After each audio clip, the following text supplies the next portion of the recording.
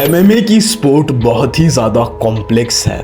सारे लोग जानते हैं कि एक मोटा शरीर और थुलथुली छाती लेकर एमएमए की स्टेज पर नहीं जाया जा सकता। एमएमए में फाइट नहीं की जा सकती। You have to be in good shape in body and mind. लेकिन कुछ ऐसी फिजिकल एडवांटेजेस होती हैं जो अगर तुम्हारे अपोनेंट के पास है और तुम्हारे पास नहीं, वे टू विक्ट्री है, वो तुम्हें हरा सकता है। ये एडवांटेजेस तुम बिल्ड कर सकते हो या फिर जेनेटिक होंगी, मगर ये अगर तुम्हारे अपोनेंट के पास हैं then there is a problem. सबसे पहली एडवांटेज है हैविंग बिग फिस्ट।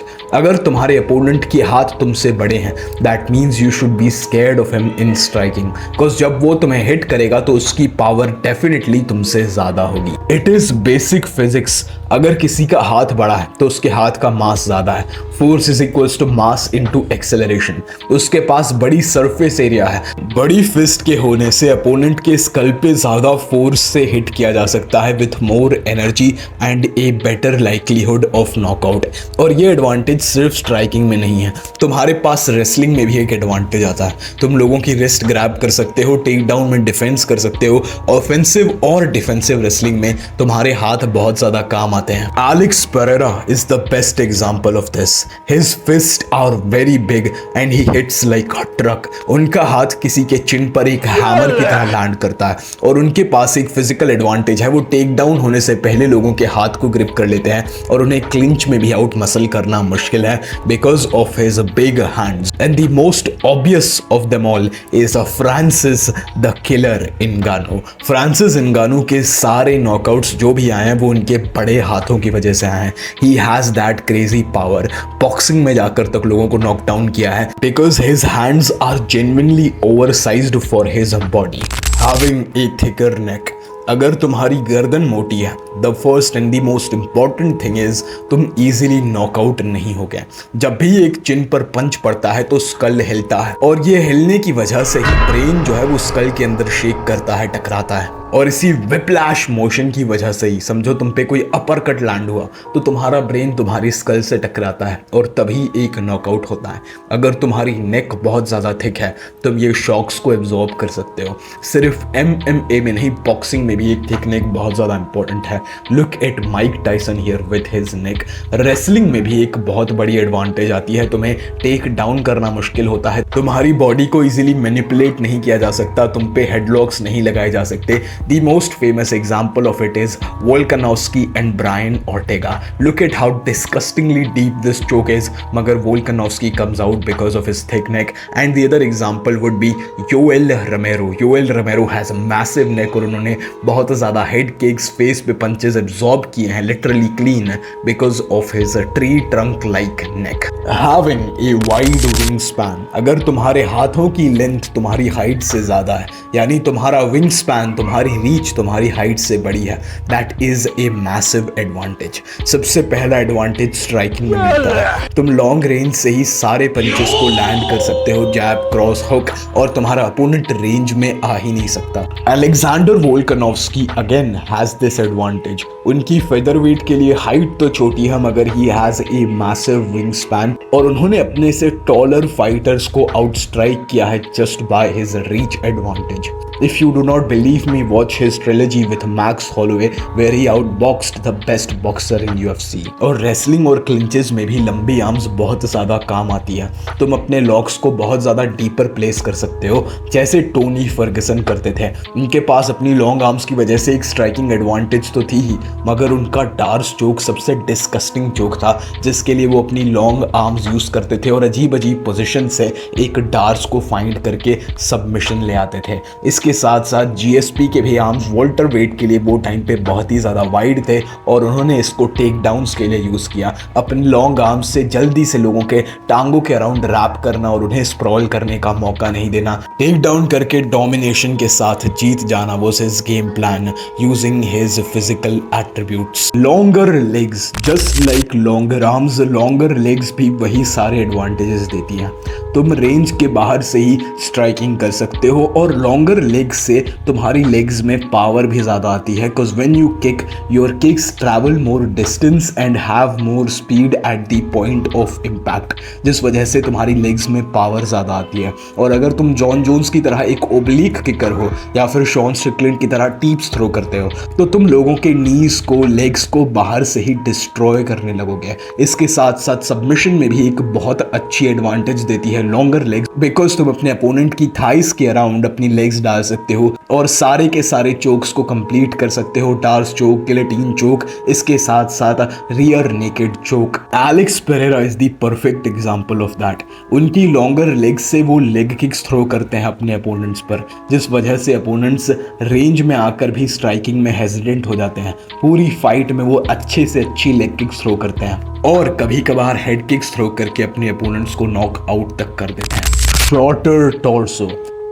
अगर तुम्हारी चेस्ट से लेकर तुम्हारे टांग जहाँ शुरू होती है वहाँ तक की एरिया छोटी है प्रपोर्शनली टू योर बॉडी, तुम्हारी आर्म्स बड़ी है, लेग्स बड़ी है, लेकिन तुम्हारा टॉर्सो छोटा है, that means you have an advantage. सबसे पहले तुम पे बॉडी पे हिट करना थोड़ा मुश्किल होगा। इसके साथ साथ जो UFC की वेट कटिंग होती है वो तुम बहुत ही ज़्यादा आसानी से कर लोगे। तुम्हारे टॉर्सो में ही सारे के सारे वाइटल ऑर्गन्स होते हैं, your liver, kidney, your heart, everything is in your torso.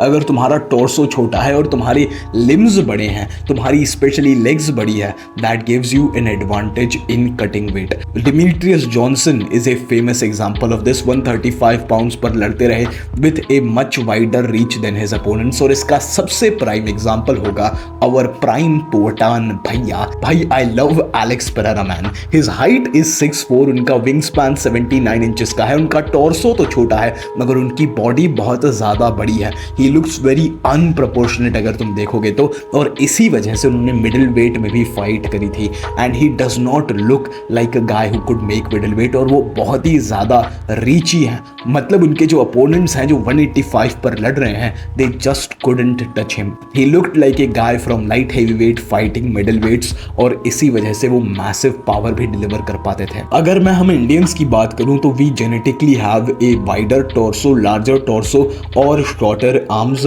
Most of the India की जेनेटिक्स ऐसी हैं। Having fast twitch muscle fibres, आसान शब्दों में कहूं वो मसल्स जो तुम्हारी एक्सप्लोसिव मूवमेंट्स में काम कराती है। ये मसल्स को बिल्ड करने के लिए तुम्हें बस सिंपली जिम जाना पड़ता है।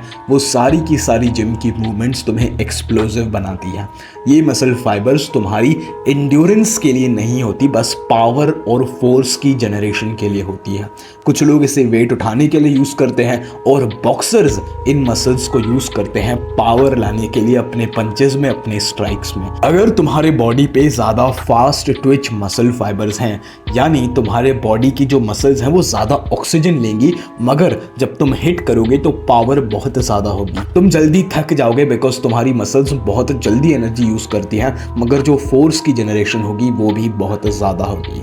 फास्ट ट्विच मसल फाइबर्स जिनकी बॉडी में ज्यादा हैं, उनका एग्जाम्पल है प्राइम कॉनर मैग्रेगर, जो 2013 से 2015 के बीच में था। ये बंदे की इंड्योरेंस कम थी, 1 से 2 राउंड की फाइट्स मैक्सिमम 3 राउंड्स चलती थी और उसी में सारे अपोनेंट्स को डिस्ट्रॉय कर देता था। होजे ऑल्डो को 13 सेकंड में डिस्ट्रॉय किया because he had a lot of fast twitch muscle fibres. Specially उनका लेफ्ट हुक बहुत ज़्यादा पावर होल्ड करता था फॉर दैट वेट क्लास।